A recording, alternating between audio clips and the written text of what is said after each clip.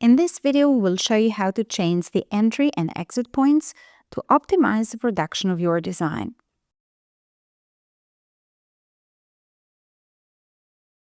Let's see how it works.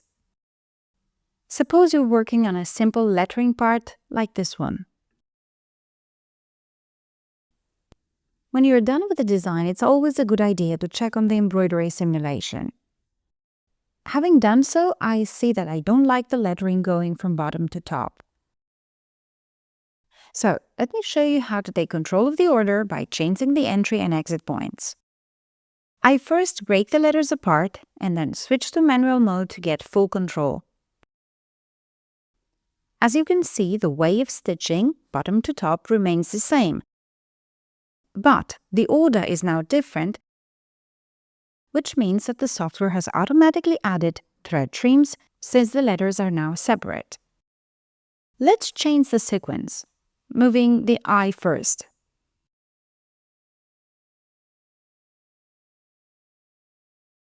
Now I'll create my custom sequence by changing entry and exit points.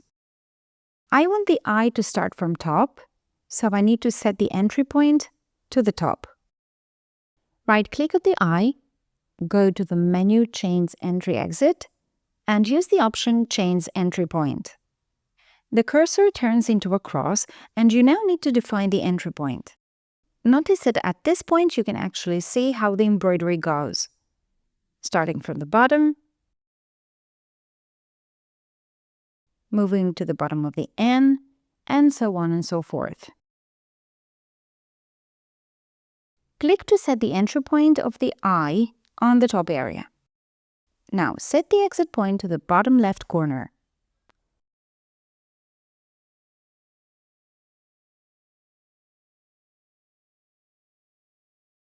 Likewise, I will set the entry and exit points of the N letter to the bottom area.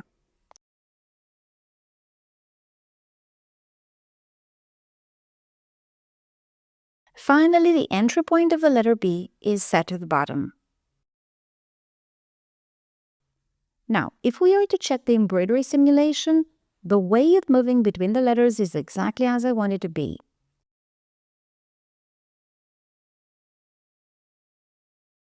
Keep in mind that you may also modify the design sequence, trim points, and start and exit points all at once simply by using the patented Rearrange tool, which is presented into a separate video